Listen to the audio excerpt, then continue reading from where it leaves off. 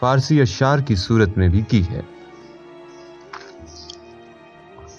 جو آج تک حرف بہ حرف صحیح ثابت ہوتی چلی آ رہی ہے۔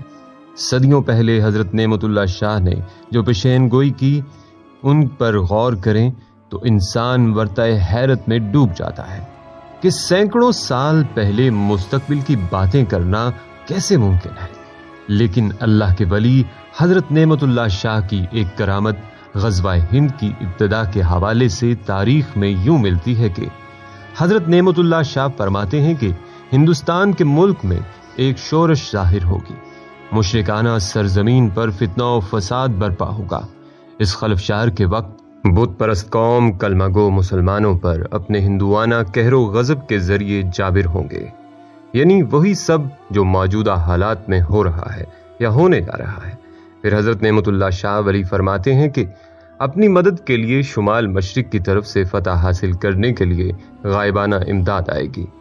آپ سب ہی جانتے ہیں کہ شمال مشرق میں چین واقع ہے، جبکہ کشمیر پر بھارت کی جابرانہ قبضہ کے بعد چین نے بھی لداخ کو اپنے ملک کا حصہ قرار دیا اور بھارت کو وارننگ دی ہے کہ لداخ سے نکل جاؤ، ہم صرف پاکستان اور کشمیریوں کی وجہ سے چپ تھے۔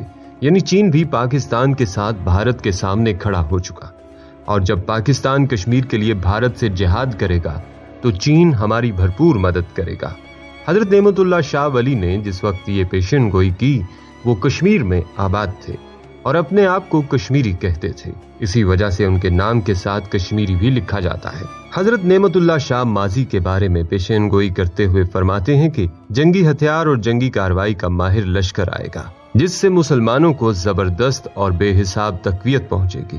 اس پیشین گوئی میں جنگی ہتھیار اور جنگی کارروائی کا ماہر لشکر کا اشارہ یقیناً افواج پاکستان کی طرف ہی جاتا ہے۔ اس بات میں کوئی شک نہیں کہ خطے کی سب سے ماہر اور جدید ہتھیاروں سے لیس لشکر صرف افواج پاکستان ہی ہے۔ پھر مزید فرماتے ہیں کہ ترکی، عرب، ایران اور مشرق وسطی والے امداد کا جذبہ سے دیوانہ وار آئیں گے، پہاڑوں، بیابانوں اور صحراؤں سے عرب بھی آئیں گے۔ یعنی غزوہ ہند میں ترکی، عرب، ایران اور دیگر مشرق وسطی سے مسلمان دیوانہ وار ہماری مدد کے لیے آئیں گے اور اس جہاد افضل میں بھرپور شرکت کریں گے۔ پھر فرماتے ہیں کہ چترال، نانگا پربت، چین کے ساتھ گلگت کا علاقہ مل کر تب کا علاقہ میدان جنگ بنے گا۔ اس پیشین گوئی میں حضرت نعمت اللہ شاہ ولی اس علاقوں کا ذکر کر رہے ہیں جو میدان جنگ بنیں گے۔ اگر موجودہ حالات اور ہندو انتہا پسند فوج کی نقل و حرکت کو دیکھیں تو زیادہ تر انہی علاقوں کے پاس بھارتی فوج کثرت سے موجود ہے، جبکہ ہندو انتہا پسند بھارتی حکومت گلگت اور آزاد کشمیر پر ممکنہ حملہ کا بیان بھی دیتی نظر آ رہی ہے۔ پھر فرماتے ہیں کہ ترکی، چین اور ایران والے باہم یکجا ہو جائیں گے، یہ سب ہندوستان کو غازیانہ طور پر فتح کر لیں گے، جو چیونٹیوں اور مکڑیوں کی طرح راتوں رات غلبہ حاصل کر لیں گے۔ میں قسم کھاتا ہوں اللہ تعالیٰ کی کہ مسلمان قوم فاتح ہوگی۔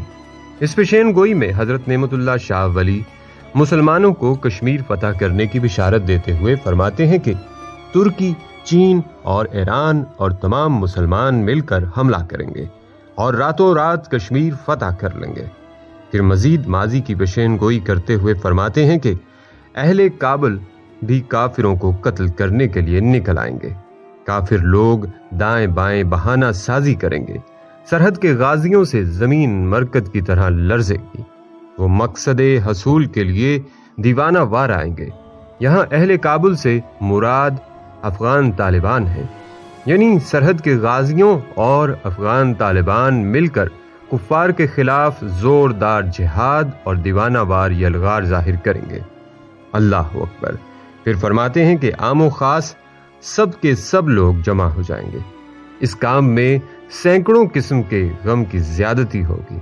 غازیانہ، دلیرانہ اور فتحانہ انداز سے کفار کے خلاف جہاد میں کامیابی کی نشانیوں کے باوجود ایک نامعلوم غم کے لیے تمام مسلمانوں کا باہم جمع ہونا تشویشناک نظر آتا ہے۔ پھر فرماتے ہیں کہ فریضہ حج کے بعد اور عید الفطر کی نماز سے پہلے ہاتھ سے نکلے ہوئے علاقہ کو حاصل کر لیں گے جو انہوں نے غاصبانہ ضبط کیا ہوا تھا۔ پھر فرماتے ہیں کہ دریائے اٹک کافروں کے خون سے 3 بار بھر کر جاری ہوگا۔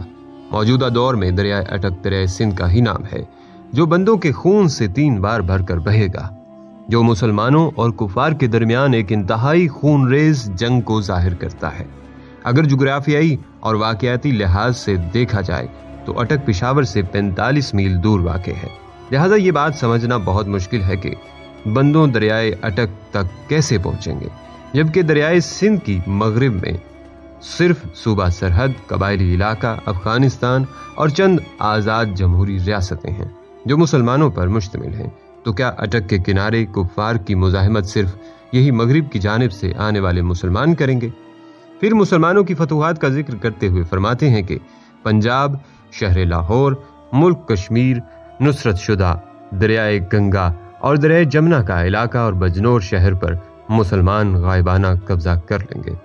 खूबरू लड़कियां और हसीन दिलरुबाएं मुजाहिदीन माले गनीमत के जुमरे में अपनी मलकियत में लेंगे।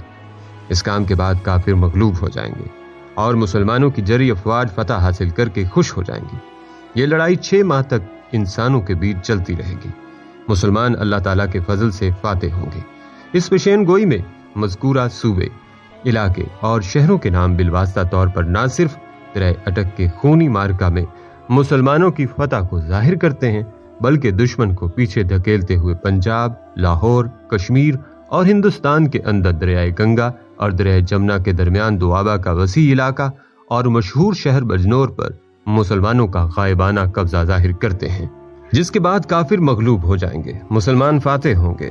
हजरत नेमतुल्लाह शाह वली की इसके बाद की पेशन गोइयों में तीसरी जंग अजीम का जिक्र आया है, जिसमें 2 अलिफ यानी अमेरिका और इंग्लैंड में से 1 अलिफ यानी इंग्लैंड के तबाह होने, इंतहाई मोहलक आतशी हथियारों के इस्तेमाल, रूस का चीन के हाथों तबाह होना, हजरत इमाम मेहदी का ज़हूर, दज्जाल और हजरत ईसा अलैहिस्सलाम के ज़हूर के बाद क़यामत तक की पेशन गोई कर रखी है। नाजरीन, टॉपिक के मुताबिक इतनी पेशन गोई इस बात को जाहिर करने के लिए काफ़ी है कि ग़ज़वा हिंद की इब्तिदा हो चुकी है। भारत ने कश्मीर पर जाबिराना कब्जा करके भारत में शोरश को जन्म दे दिया है, जो ग़ज़वा हिंद की बुनियादी वजह है। ये वो जंग है जिसकी फतह की बिशारत 1400 साल पहले रसूल अल्लाह सल्लल्लाहु अलैहि वसल्लम ने दी थी। बेशक ये हमारा ईमान है कि जो रसूल अल्लाह सल्लल्लाहु अलैहि वसल्लम ने कह दिया वो होकर रहेगा।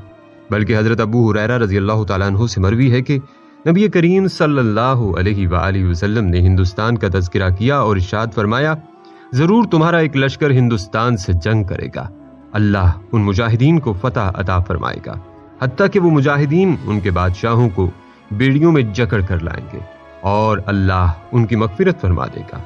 फिर जब वो मुसलमान वापस पलटेंगे तो ईसा इब्ने मरियम अलैहिस्सलाम को शाम में पाएंगे। हजरत अबू हुरैरा रज़ी अल्लाह तआला अन्हु ने फरमाया, अगर मैंने वो ग़ज़वा पाया तो अपना नया और पुराना सब माल बेच दूंगा और इसमें शिरकत करूंगा। जब अल्लाह ताला ने हमें फतह अता कर दी और हम वापस पलट आए तो मैं एक आज़ाद अबू हुरैरा होऊंगा जो मुल्क शाम में इस शान से आएगा कि वहाँ ईसा इब्ने मरियम अलैहिस्सलाम को पाएगा। या रसूल अल्लाह सल्लल्लाहु अलैहि वसल्लम, इस वक्त मेरी शदीद ख्वाहिश होगी कि मैं उनके पास पहुंचकर उन्हें बताऊं कि मैं आप सल्लल्लाहु अलैहि वसल्लम का सहाबी हूँ। रावी का बयान है कि हुजूर सल्लल्लाहु अलैहि वसल्लम मुस्कुरा पड़े और हंसकर फरमाया, बहुत ज्यादा मुश्किल, बहुत ज्यादा मुश्किल।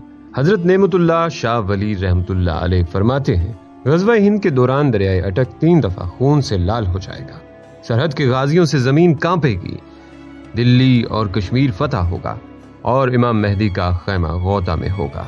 ग़ज़वा हिंद आखिरी फैसला कुन मार्का होगा। मशाइख फरमाते हैं कि नबी करीम सल्लल्लाहु अलैहि वसल्लम को अल्लाह ताला ने कायद आज़म के ख्वाब में भेजा था और उन्होंने कायद आज़म को हुक्म दिया था कि लंदन से वापस हिंदुस्तान जाओ और पाकिस्तान बनाने की कोशिश करो।